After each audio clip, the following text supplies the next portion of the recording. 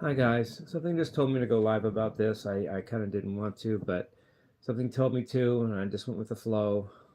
Um, and I just want to talk about something real quickly, and I don't want it to be that long of a thing. But I want to talk about the main theme of my channel and how it relates to society and stuff, and even politics.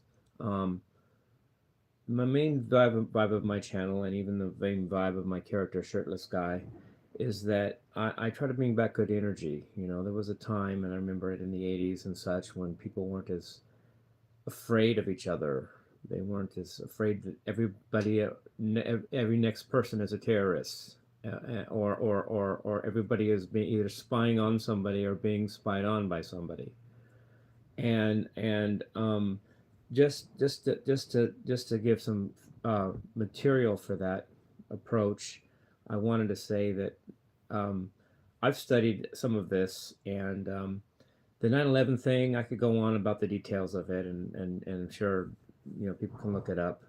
Um, but but the whole basis of our fear is 9/11, because that it's the most dramatic thing that's happened as far as a negative thing to be since the Kennedy assassination. It's like the second, day of infamy, or well, that would be Pearl Harbor. Sorry, but anyway,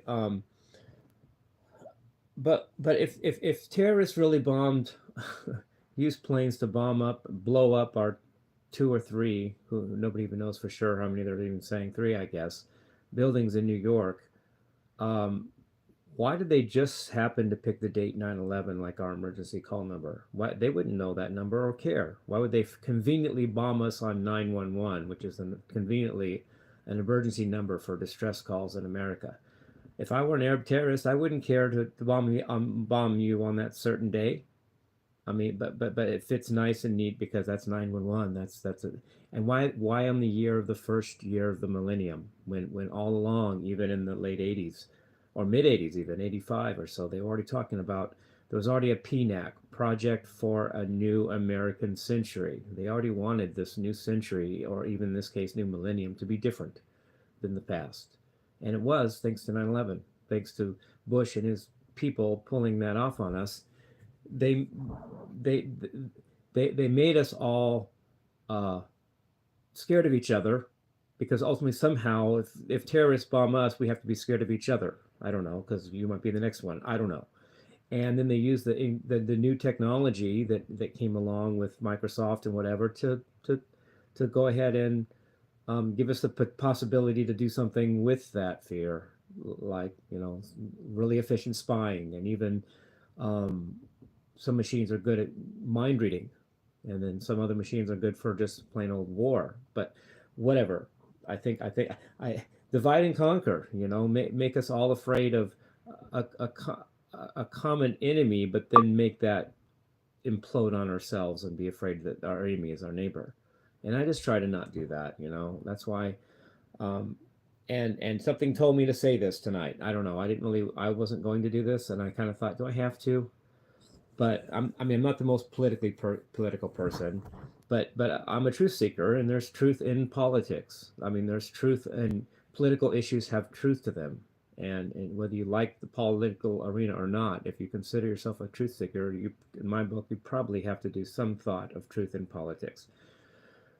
And anyway, there's more to say about 9/11 and proving that like, how did I mean, one more thing. I mean, first of all, how planes crash all the time, but how come only on that one time the plane happened to not only crash but blow up, and not only one, two, I mean, not just one but two or maybe three, blow up two or three buildings? I mean, how come planes crash all the time and I don't hear that said plane blowing up a steel skyscraper that's designed to withstand, basically, I don't know, probably anything up to an atomic bomb, but whatever. But this plane just took it down. And then there's the issue of how many buildings there were. Were there only two planes and three buildings? And but even more, there's also recordings. If you go deep enough, of or I've read some, what was said on recordings of the top men saying it was a demolition case. We tore it. We pulled it down, or we tore it down. They said they gave away information without thinking about it and made a mistake, and it's out there somewhere. I don't know, WikiLeaks. I don't know. Basically, that they blew they set bombs to they blew up those buildings with explosives. That's the only way you can do it, other than like I said, a nuclear bomb or whatever. But they blew the buildings up, used the planes coming in as what do you call it? What do you call it? Not scapegoat. Patsies. What do they call it? Patsy. Like they did it, you know. And meanwhile, when the next morning, Bush and his people are smoking a cigarette and having a good time, you know.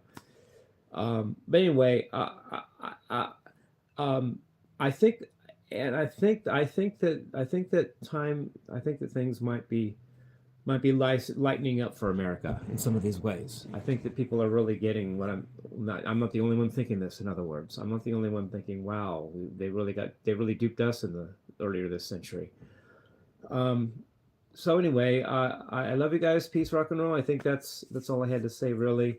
David Icke has some excellent books on these kind of subjects. It's David Icke. Icke is spelled I-C-K-E. He's English. He lives on the Isle of Wight, which is cool because there were some great concerts there in the early 70s and whatever. And then there's Dr. John Coleman wrote a book that's really great about these kind of things. But I love you guys. Peace, rock and roll. Please have a good night. I love you guys.